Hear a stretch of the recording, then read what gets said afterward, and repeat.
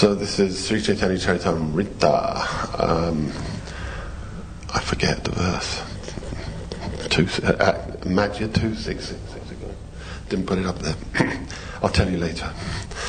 But there it is. There are 5 kinds of liberation: Salukya, Samipya, Sarupya, Sarshti, and Sayujya. Please repeat. There are 5 kinds of liberation. Salukya, Samipya, Sarupya, Sarshti, and Sayujya. Yes, so this is Madhya 6.266, and I was actually supposed to read the previous 2 verses, so I'll just quickly read that translation of those. The Bhattacharya continued: the impersonalists who do not accept the transcendental form of the Lord, Sri Krishna, and the demons who are always engaged in blaspheming and fighting with him are punished by being merged into the Brahman effulgence. But that does not happen to the person engaged in the devotional service of the Lord. Then comes this verse. Purport.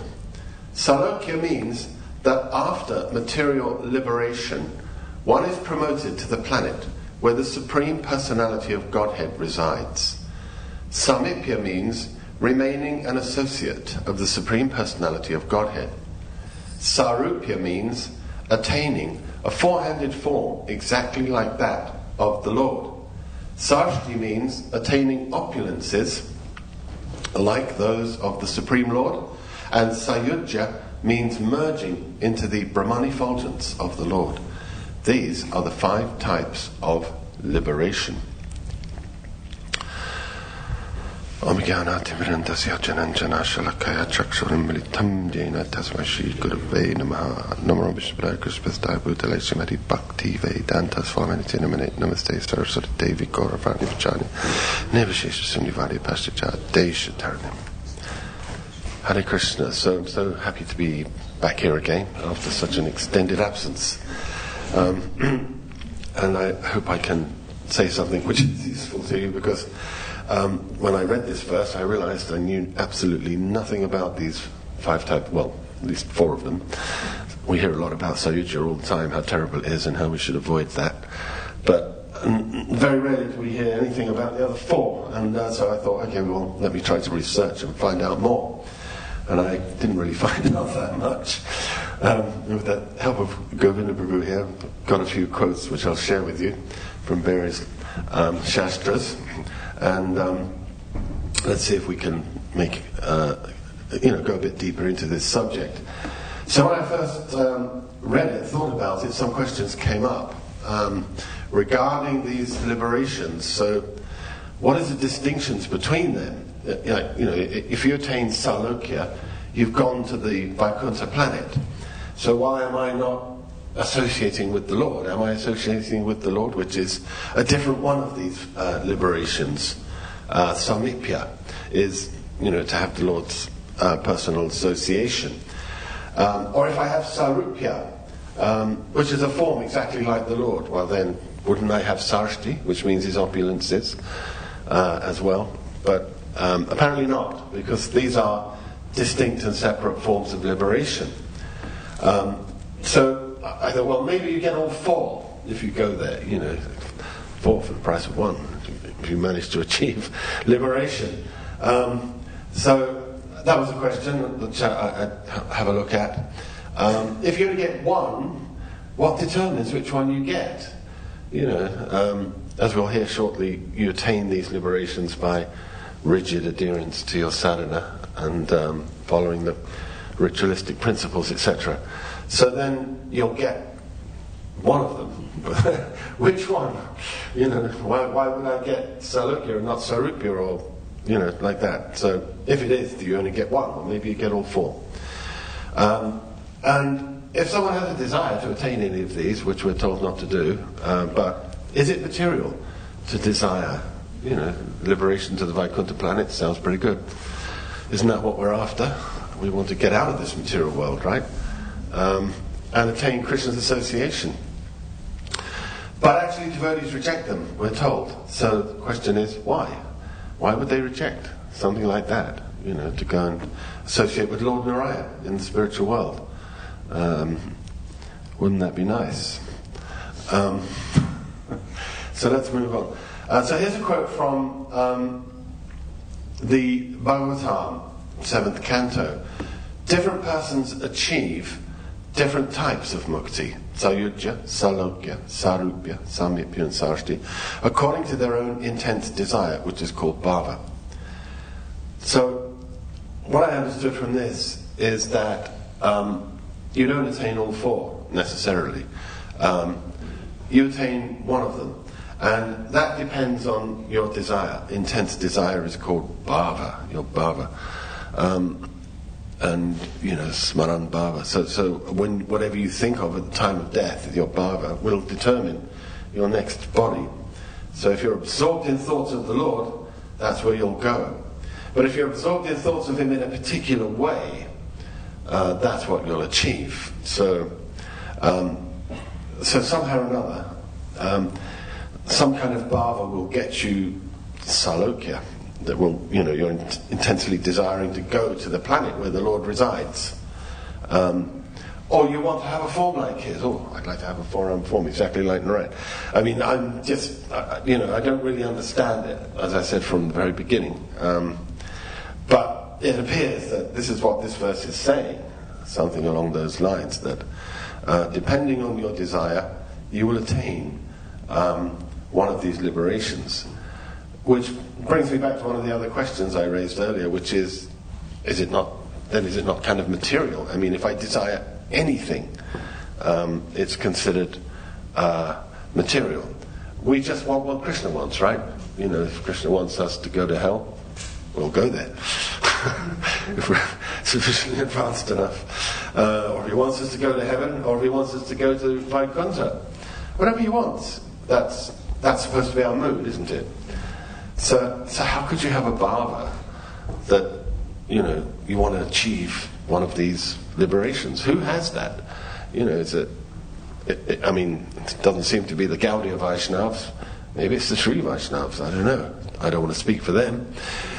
I think they believe that Narayan is the ultimate goal, but I don't know exactly, what their practice is or anything. So these are questions which are open. We can discuss them in a moment. Perhaps some of you here might have some insights, might have seen some shastras that I haven't actually yet seen that give us more information. So here's another quote from the 7th canto.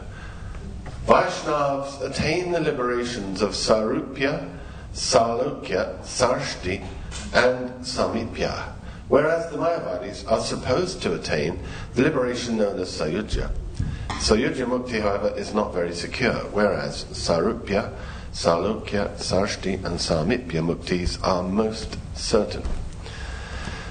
So this raises a few questions. So Prabhupada says they are supposed to attain, the Mayavadis, the liberation. So that suggests to me that they don't actually attain it. Or maybe they would like to attain it, or they try to, that's their goal. It seems that it's not that they do attain, that Prabhupada could say they attain this. So maybe they do, maybe they don't, and we'll look at some quotes on that in a second. But he also says that it's not very secure. So why would you think it's not very secure? I'd start to throw it out, get you guys thinking a little bit. What? I beg your pardon? Because they will come back. Why will they come back? It's not permanent. Brahman. Like when you are in a Brahmayoti with the Lord, right. It's not permanent duration. After some time you come back. It's not a permanent situation, Brahman. There's one place where Srila Prabhupada says that Brahman is a fallen condition, right? So that's why it's not secure. Let's have a look at. This is from the purport of that verse. Although the servants of Lord Vishnu, Narayan, in the Vaikuntha planets are equally situated with the Lord, the devotees there know very well that the Lord is the master, whereas they are the servants. So this mentality of knowing that I am the servant of God, which is, he's in this purport saying that this is the secure position. Whereas those who attain Brahman aren't necessarily thinking along those lines. As we saw in the previous verse, actually, to this 266 in the 6th chapter, which is the liberation of Sarvabhauma. And this is Sarvabhauma actually speaking after he was converted. He was previously an aspirant of Brahman, he wanted to attain impersonal liberation. And then after he had his epiphany and he was transformed, he hated the very thought of it, liberation, and he's very knowledgeable. He knows all the scriptures, and he's speaking about the different kinds of liberation and how horrible Sayuja was. And we heard him say earlier that this is a punishment, that to be put into the Brahman. That's where the demons go, and the demons hate Krishna. And we'll see in a moment that Prabhupada also says the impersonalists are exactly the same as the demons. They hate Krishna, so they attain the same place as the demons. Here's the famous verse where this is discussed. The impersonalists who take much trouble in penance and austerity for self-liberation may approach the impersonal Brahmajyoti, but ultimately, because of not being situated in devotional service, they glide down again to the material world to undergo another term of material existence. I love that term, glide down. You see, imagine them coming out of the Brahmajyoti, gliding back again into the material world. Prabhupada.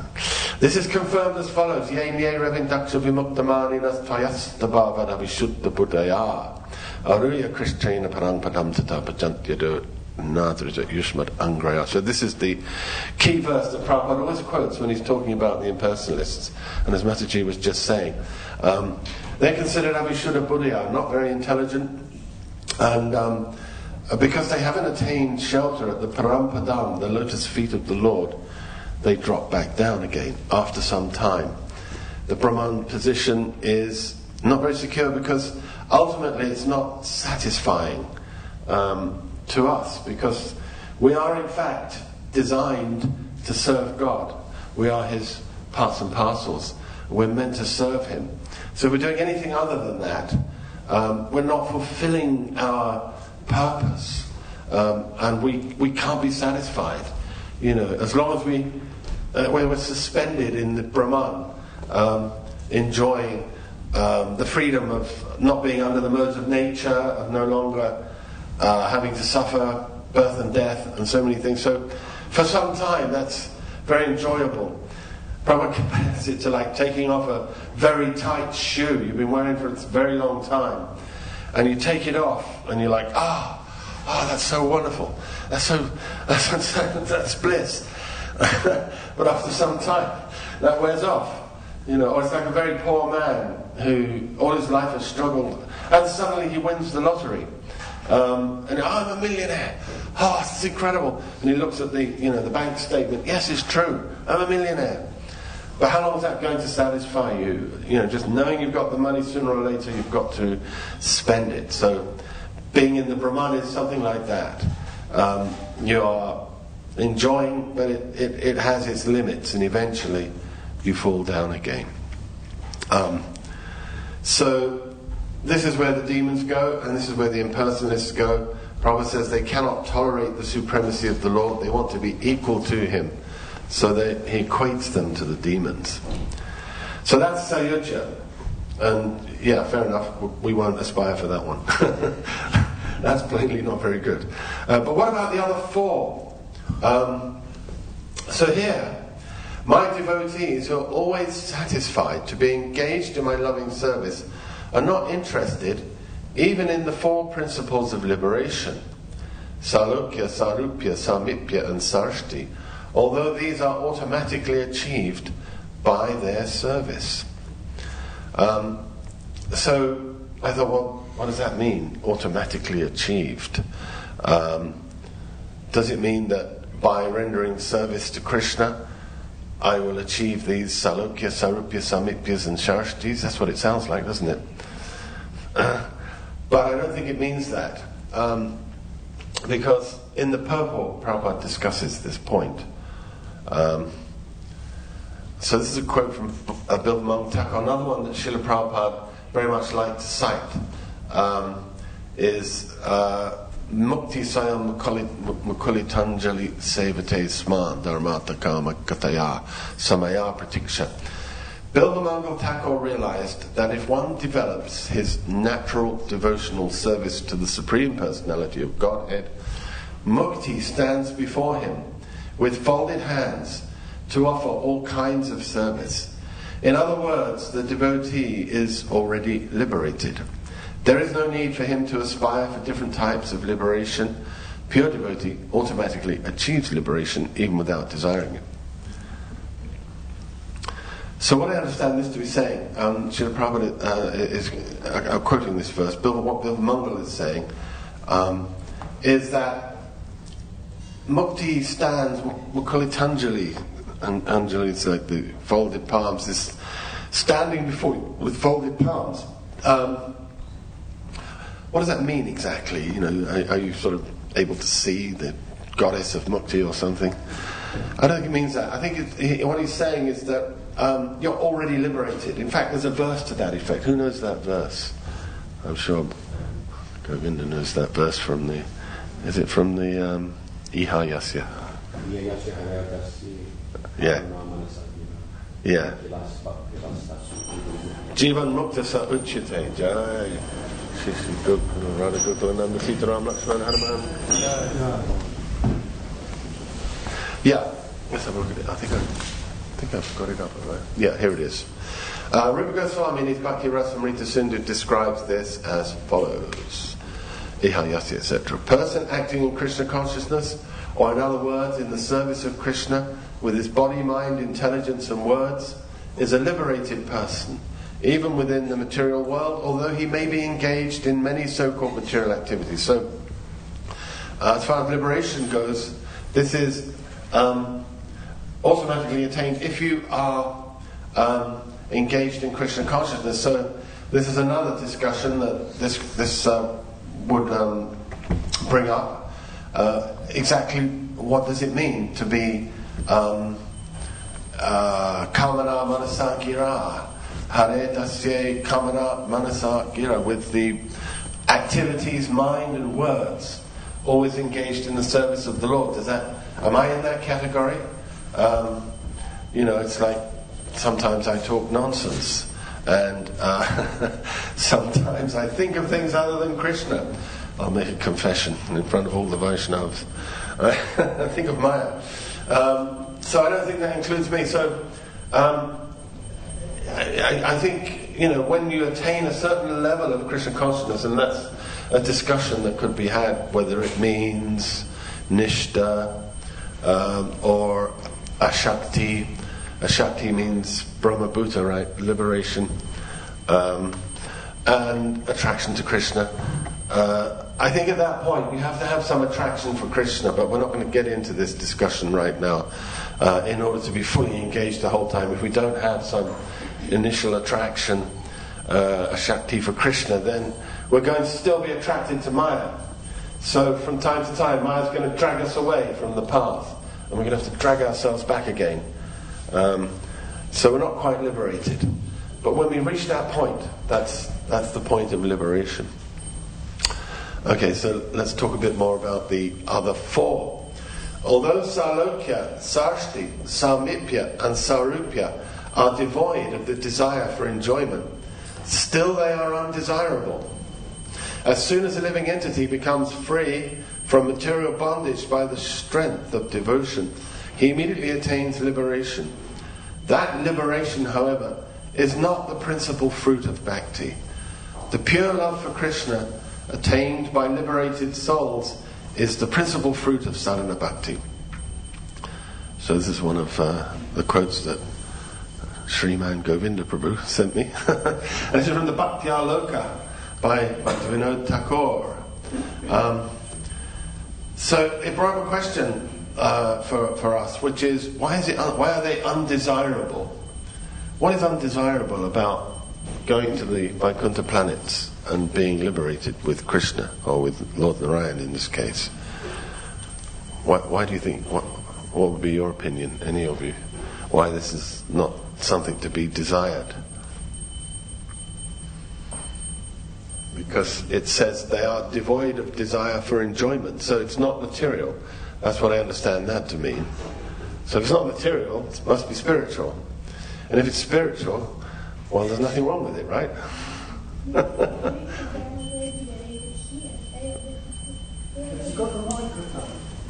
Do you need it?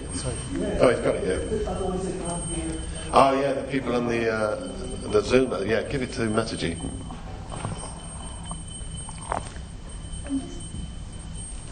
I'm just thinking that maybe they don't desire liberation because they already liberated.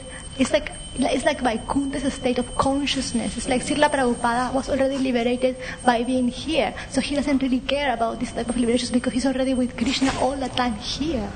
So you're saying that they're already experiencing a state of liberation, so they're not desiring it. Yeah, that's a good one. Do you want to pass to them and then to that message?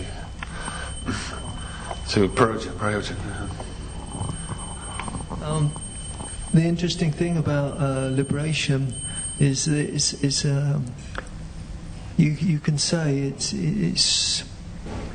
if you have an aspiration that way for any of these forms, it's sort of like it's sprung upon you, it seems, because it's not an aspiration, as I come to understand it. But if there is such a thing, a desire, then this aspiration for liberation is somebody who let me get out of here from this material existence. For the what is it? It's eternity and knowledge. And but the blissful, which is the Gaudiya part, the service aspect, may not be there. It's you see that you're a servant of Krishna, but you're not necessarily having a relationship with him. You're there in company of. Just do it be in the company of. And it's always association. It's nice to be with those people that you feel akin to. So if you're all together there, there's that bliss of togetherness, but not necessarily a service bliss that you experience when the soul gives. Right. It's more of you could say almost like friendship with each other. Though you're there for Krishna or whoever is the supreme in that state, it's almost like you could say you just got this togetherness feeling and bliss of being together. Nice, yeah. Thank you. That's where I see it. It seems to be separate from this serving each other. Okay, thanks, yeah.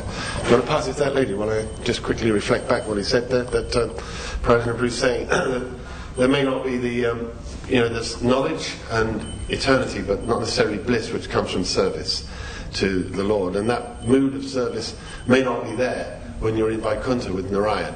You may just, be enjoying the company, being in the association of other like-minded people, like other devotees in that atmosphere, and admiring the Lord. Actually, the primary mood in Vaikuntha is Shantaras, and it sometimes develops a little bit. It can go as far as Gaurava Sakhya, which is friendship with awe and reverence. Did you want to say something? Hare Krishna. Yes, Prabhuji. In the Nectar of Devotion, we were learning that Krishna very easily grants liberation, but he does not grant devotional service. So the mood is that to capture the heart of Krishna, and you cannot capture the heart of Krishna just by liberation. Because as Prabhu was saying, there's like, what are you going to do in Vaikuntha and Golakdam? if you don't have that mood to serve, because if you love somebody, you want to serve them. So in order to capture the heart of Krishna, you have to love your service. You have to have that mood of loving service. Nice. Yeah, thank you. Yeah, he's saying that Krishna easily gives liberation, but his own devotional service is not so easily given, because that captures him, captures his heart. So that is really what we want. So let me move on, and we have when one associates with a pure devotee, he becomes so elevated that he does not aspire even for sarshti, sarupya, samipya or salokya, because he feels that such liberation is a kind of sense gratification. Pure devotees do not ask anything from the Lord for their personal benefit. Even if offered personal benefits, pure devotees do not accept them, because their only desire is to satisfy the Supreme Personality of Godhead by transcendental loving service, which is what we were just hearing. So, this is Prabhupada, and he's saying he feels that such liberation is a kind of sense gratification. So, although it isn't, he feels like it is, because he's desiring something, for his own enjoyment, ultimately. So all they want to do is satisfy Krishna by transcendental loving service. So this is a very elevated mood, that we're aspiring to attain, that we have no separate desire other than what Krishna wants. And this is a pure devotee. So it's likely that, I know myself, I'm still contaminated by karma and jnana and problems, that, I'm aspiring, I'd like to be free of misery. I'm not very fond of suffering, so I think it'd be nice to get free of it. But that's a material desire. Liberationism is actually a material desire. And even these four, which are not material desires, it seems, are felt like that in the mind of the pure devotee, because of his mood of wanting to please Krishna. So how do we attain these liberations? By Kama Mishra Bhakti, one is elevated to the celestial kingdom. By Jnana Mishra Bhakti, one is able to merge in the Brahman effulgence. And by Yoga Mishra Bhakti, one is able to realize the omnipotency of the Supreme Personality of Godhead. But pure Bhakti does not depend on karma, jnana or yoga, for it simply consists of loving affairs. The liberation of the Bhakta, therefore, which is called not just mukti, but vimukti, surpasses the 5 other kinds of liberation: sayujya, sarupya, salokya, sarshti, and samipya. If we still have Kama Mishra Bhakti, means we have some material desires. Generally speaking, demigods are held up to be examples of that. And they are, of course, in Svagaloka. And if we practice bhakti with that desire, with some material desire to achieve something, we want name or fame, adoration, followers, wealth, or whatever, then we'll go to Svaga. And if we're desiring liberation, like we realize, well, everything in the material world is ultimately pain. Like the Buddhists say, existence is suffering. So they want to get out. So that would be your mood if you finally concluded, wherever you look, there's nothing but misery. This world is full of suffering. Let me get out of here. That's Jnana Mishra Bhakti. That will take you to the Brahman effulgence. Yoga Mishra Bhakti, practice of yoga, Sankhya and Ashtanga. You'll come to realize the omnipotency, you'll realize God within the heart. I've got a quote about this a bit further on, actually, about the Ashtanga yogis, that they actually, they also ultimately become impersonalists. So that's also not so great. But the Bhakta achieves vibhukti, complete liberation, which is superior, surpasses the other 5 kinds. So why does it surpass? What is it about it that surpasses the other kinds of liberation? what would you say? I mean, why is it better? Is it more blissful? Is that what we want? More bliss? We want all the bliss we can get, right? But we shouldn't be desiring anything, right? Bliss or otherwise. We just want to please God, huh? Oh yeah, okay. Yeah, that's the bliss. It's in the last verse of Shikshastakam. Even if you handle me roughly by your embrace, or make me broken-hearted by not being present before me, right? You're completely free to do anything and anything. For that is my happiness. You know. So actually, even if I'm unhappy, and that makes you happy, that's my happiness. Right. Yeah. It's totally self-sacrificing. Like, you could say the gopis or Radharani. You know, it's that's it. That's the topmost. Yeah. Thank you. Do you want to pass it over to? I'm going to go kind of short time, but yeah, you're saying that the last verse of the Shikshashtaka explains. Lord Chaitanya is saying that even if you make me broken-hearted by not being present before me, if you tread on my head, it doesn't matter what you do. I'm always going to love you. It's completely selfless. You're in bliss at that point. Yeah. It's amazing. I can't even imagine it. Do you want to say something? Here's how I'm looking at it. It's kind of like a question. Is it possible to have a mood that is different from your form? For example, if you have a four-arm form, can you worship Krishna in pure love?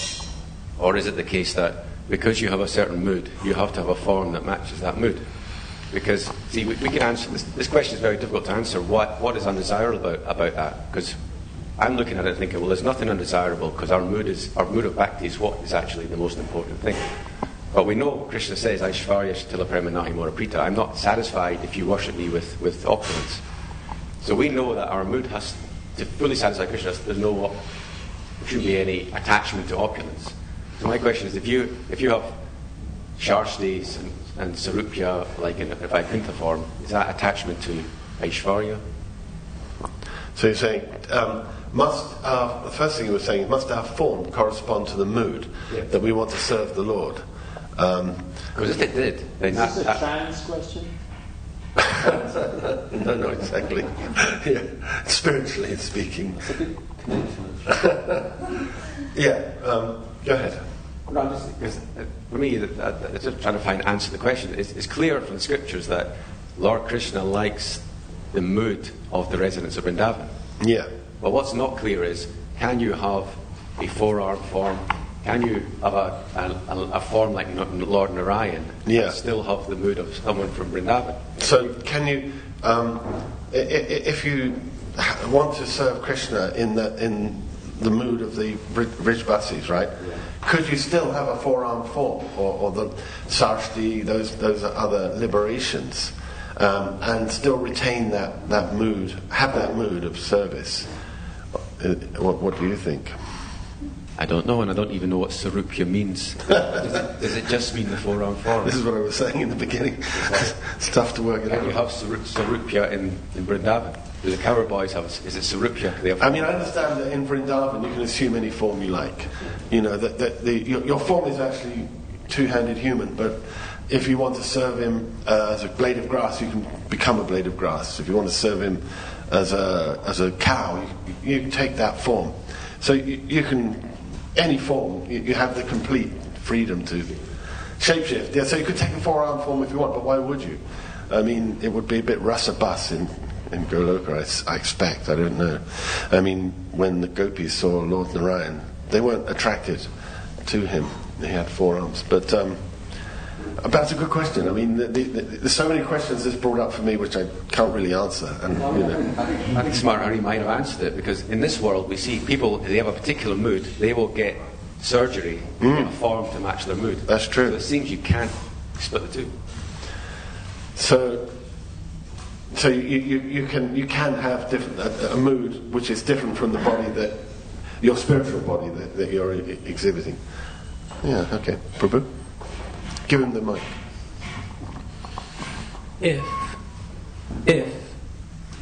we understand that this class, discussing these things, has been going on, has happened since the Acharyas wrote these words, that it's part of a manual for understanding.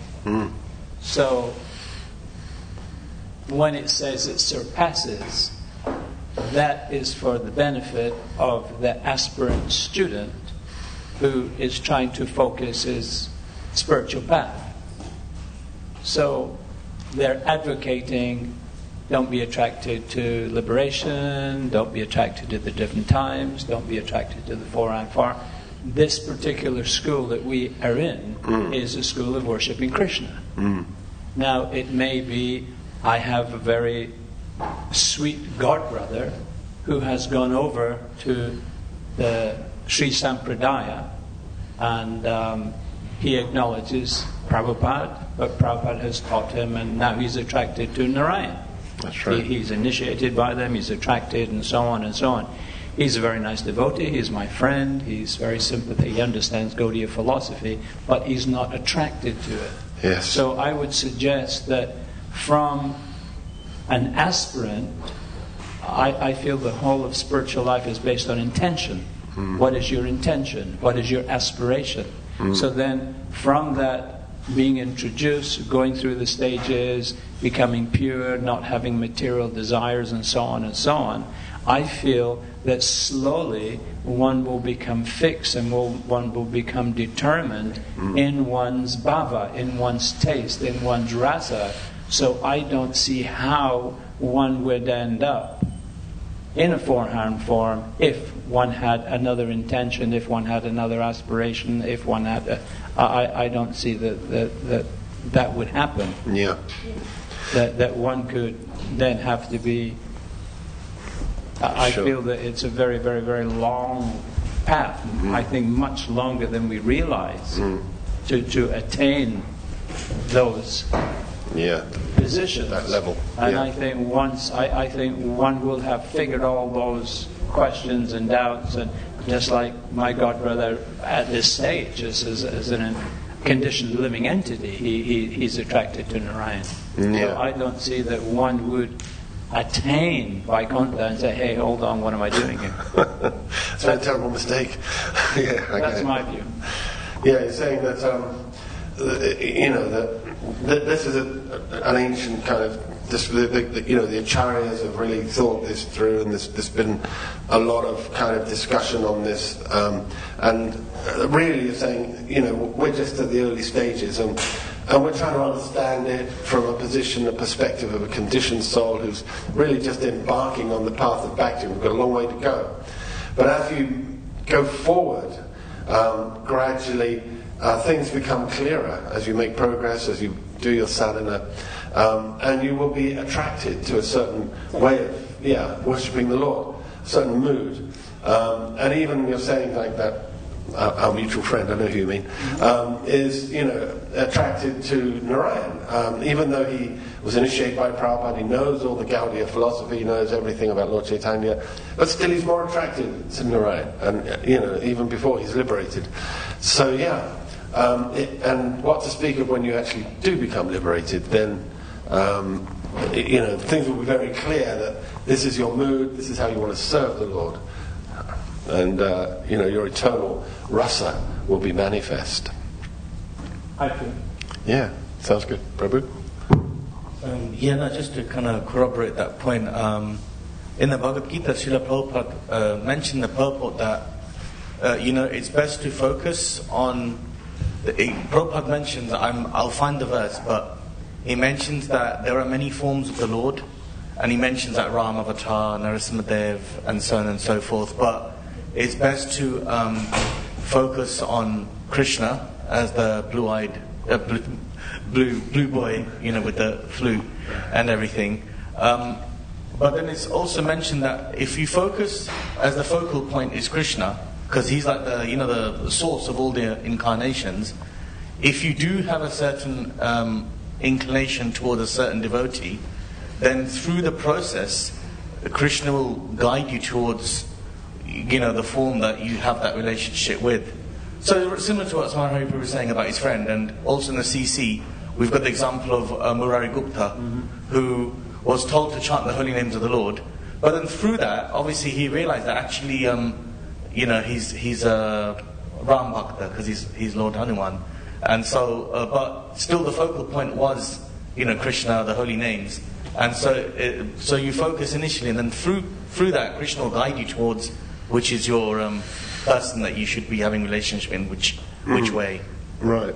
So you as opposed to going to another form initially, right, of Krishna. In other words, like go to the center, the focal point, which is Krishna, and then if you do have a relationship with another form of Krishna, you'll be guided accordingly, as opposed to initially going to another form based on your own mental concoction. Okay. Yeah, so you're saying there's a purport, I think it's in the Gita, right? I forget where it is, where Prabhupada says that we should just concentrate on Krishna, the two-arm form, playing his flute and everything, and not Nrsimhadev, etc., etc. So all the different other incarnations he names. So you're saying, well, that doesn't preclude the possibility. We worship Nrsimha in various countries. We do anyway, yeah. Why? Because he's got... Why? To protect ISKCON, Prabhupada said. Protect us and our bhakti. but the point I think he's making here is that you should nevertheless concentrate on Krishna and worship him. And as you get purified by worshipping Krishna, there may develop a mood of attraction to another form of the Lord. And then the Lord will guide you toward your Ishta Devata, so whoever it may be that you're attracted to.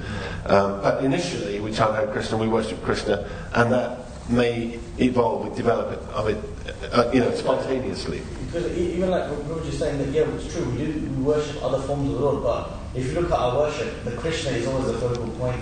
We worship Nrsimhadev, and to appreciate certain aspects of Krishna, we worship Lord Ram to appreciate certain aspects, but Krishna is always the main focus. Yeah. And so it's always like that should be that preliminary modus operandi. Right. So you're saying even though we do have other forms of the Lord within our worship, like Lord Ram is here and Nrsimhadev's in some temples and like that, still the focus is Krishna, and we appreciate other aspects of Krishna through these other avatars. And other people who are initially attracted to other forms of the Lord also join ISKCON to focus on Krishna, especially in India. Yeah. There's many people from different sampradayas, from different groups, who feel attracted to, they come to Vrindavan and oh, this is just amazing, this is what I want to do.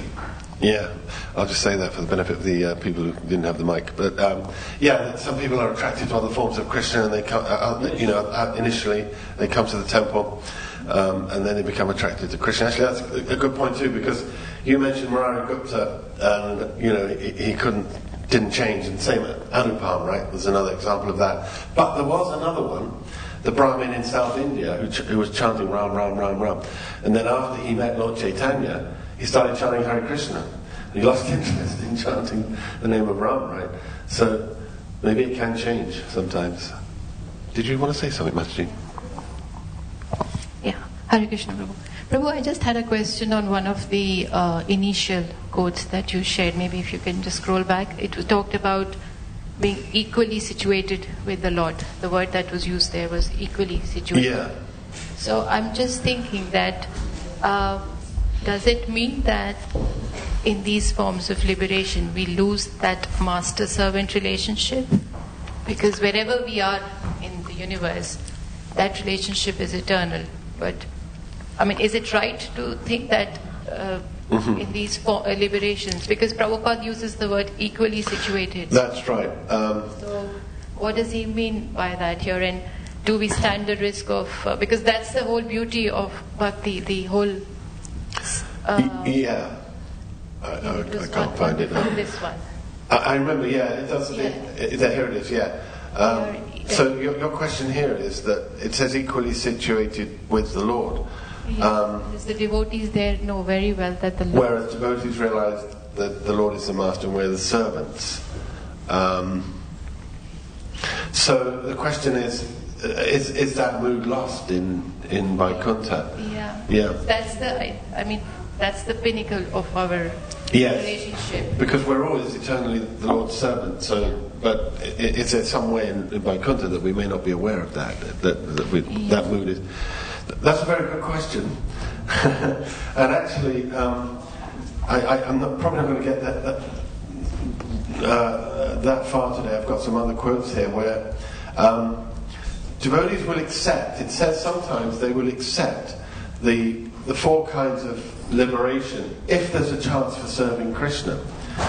So that seems to indicate that there may not be a chance for serving, even with those liberations. So what you're saying is possibly correct. Why would they? How would it be possible for those four kinds of liberation not to include service to the Lord? I mean, you achieve that position by service, but yet when you get there, you may not be able to serve Him in that position. So, I wanted to explore that. I mean, I don't fully understand it. We're running out of time, but you quoted that about. I was going to read that quote from. You can see it up there now. That the Lord's not attracted to Aishwarya Bhav, right? Krishna, but there is two kinds of. Devotion to the Supreme Person is unless he is assured of having service to the Lord. A pure devotee does not accept any kind of liberation, whether it be residence on the same planet, equal opulence, proximity, having the same form, or monistic union, even though the Lord may offer. So, unless he's assured of having service, he won't accept even samipya, which is direct association with the Lord. So, how could that be possible? And it seems that in Vaikuntha, really you're just overawed by the Lord's splendour, by His greatness, by which you can just go on forever admiring Him. He's so glorious and wonderful that you can just remain in the spiritual world in the Vaikuntha planets, just soaking up the greatness of God. In the mood of Aishwarya Bhava, but you're not actually doing active service, because the real equality that devotee achieves, where he feels like the Lord is equal to me or is less than me, is in Goloka, the only place, right, in Vraja, that the devotee has that mood of really being equal to God and wrestling with Him, or climbing on His shoulders and that kind of thing. Do you want to pass the microphone to Prabhu here? In another place, it says we have three. We have about three steps of God realization. So the Brahman, Paramatma, and Bhagavan. So how does it? Does it mean that we have to start with Brahman, and then we go to Paramatma before we understand Bhagavan? Okay, you're saying that Brahman, Paramatma and Bhagavan are the three phases of understanding God, the three levels. So do we have to go through those progressively, realizing Brahman, then Paramatma, then Bhagavan in Krishna consciousness? Do we do that? Yeah?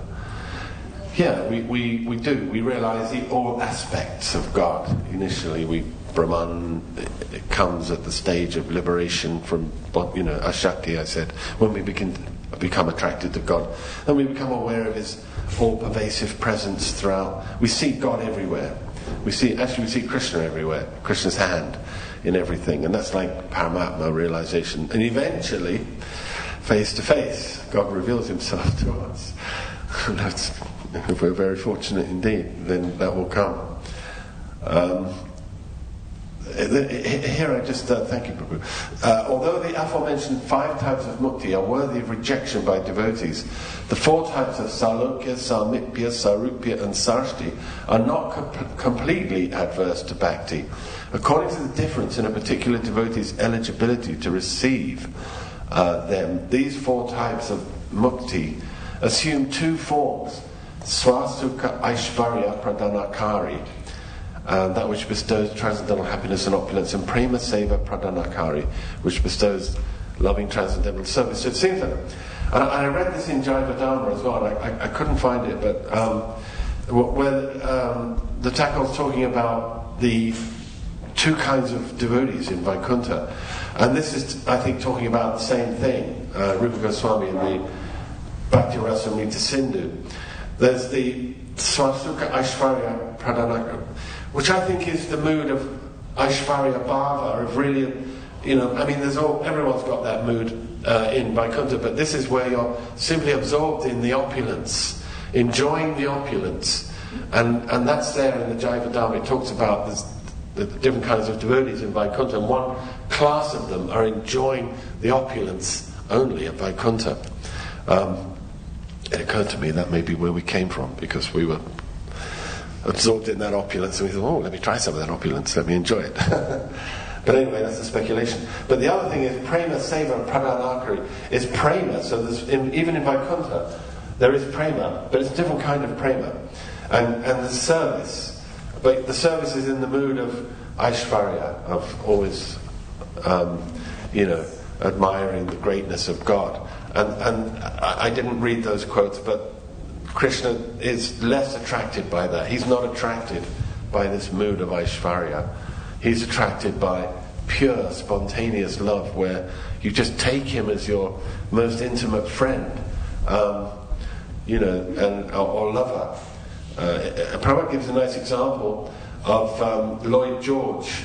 You heard that example, right? Of the British Prime Minister, who was big man, and one day he was in his office, and someone was outside, a big foreign leader was waiting to see him, and he waited for a long time, and then he thought, what's going on in there? And he asked the secretary to have a look. The secretary opened the door, and he could see that the Lloyd George was on the floor on all fours with his grandchild on his back, and he was playing, and he realised that was a more enjoyable mood of pleasure for the Prime Minister than dealing with the big guys, the official business in his capacity as the Prime Minister, which certainly would give him some pleasure. You're the big man, everyone's come to you, but not as much as playing with the little child. So, that's more attractive, and we want to please Krishna as devotees. We want to please him in the best possible way, the way he most enjoys. So that's why we are aspiring for that mood, and we're not interested in the moods of Aishvarya. Prabhu? Krishna, thank you. With the deities, aren't we told to have a mood of awe and reverence towards them, other than the others? Yeah. So how does that work? Srila Prabhupada did say that. He said that we should worship them as Lakshmi Narayan, right? In the mood to have the proper respect. You can't, as I understand it, you can't become intimate with someone until you fully understand who that person is. The greatness, you first have to appreciate that. It's like the Bhagavatam takes us step by step through those levels. Initially, from the lotus feet of the Lord upwards till you finally come to the smiling face.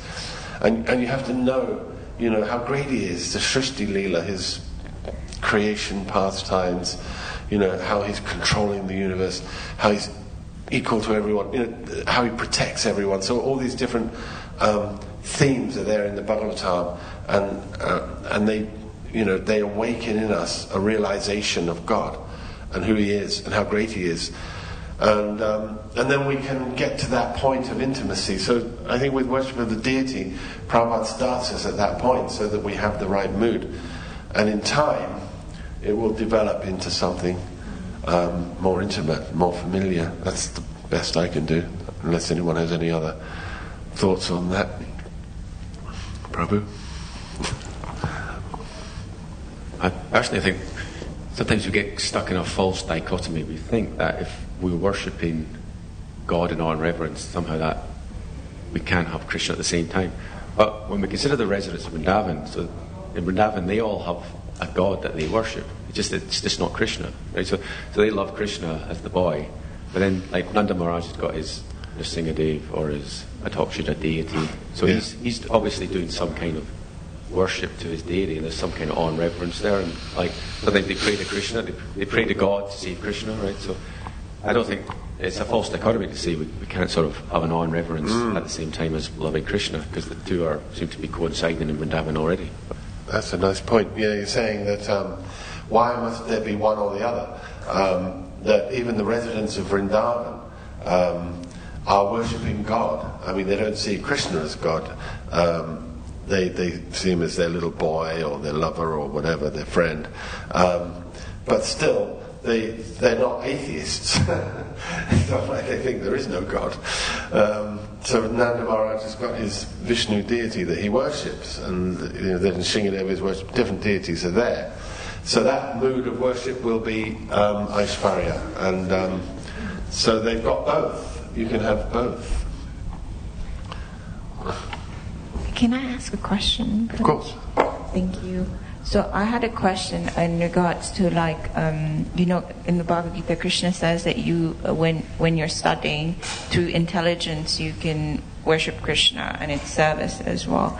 But is there a difference? Like, if we see everything as service, is there a difference? Because sometimes what happens is, like, if you're studying, your false ego is going up, and through that consciousness, then it becomes about liberation, just going back to Godhead, because in order to develop that taste for love for Krishna, you need to have humility. So that's one question. Would it still be seen as service to Krishna, or the studying of the literature? Like, for example, let's say there's a devotee and they're doing a very intense course like Bhakti Vaibhav or something, and sometimes their focus is a lot on studying of the literatures, and they can't give time to other services, like, I don't know, cleaning a temple or, quality chanting of their round. So will the studying of of the books, the Shastras, be seen as their attempts for liberation, like they're just, the goal is liberation, or does Krishna consider that their consciousness is also loving devotional service? They're investing their time in studying the Shastras. Okay. So you're saying, you spoke about studying, and in the Gita, Krishna says, those who study this book, the Gita, worship me with their intelligence. So that seems to be okay, if I'm studying the Gita. But sometimes we become absorbed in study, like doing Bhakti Shastri, Bhakti Vaibhav, and they're quite intense. So we're fully absorbed. And could it be that there's a mood of I'm studying this? Why? Because I want knowledge. Because I want to get free of, suffering, free of material existence. So that would be like a contamination. It may be that's there, the false ego and stuff. So you're just asking about that. So are you saying, is that a problem, that studying, could it be a problem? Yeah. In response, I would say that we should view it as Shravanam Kirtanam, that when we're studying Shastra, we're not jnanis, we're not trying to accumulate knowledge. Real knowledge comes, Dadami Buddha Yogam Tam, Krishna gives us that knowledge from within, as a result of the hearing and chanting that we're doing. So Sankirtan, when we're studying Shastra, we should be discussing it with others, reading and repeating what we've heard, and trying to assimilate that knowledge. It's Sankirtan, and it's worship of the Lord, of course. And we shouldn't have that mood of I want to be a big learned person. Why would I want to be a big learned person? So I can show off, so I can, demonstrate my knowledge to others. Then that's a problem if that's what you're thinking. Or I want to have the certificate, and that way I can advance my career path in ISKCON or something by getting these qualifications. So if we have those motives, that's a problem. But if we're thinking, this is hearing and chanting about the Lord, it's part of the angas of bhakti, and it's the Yuga Dharma, Sankirtan Yagya, then that's great, and all knowledge will come by Krishna's grace.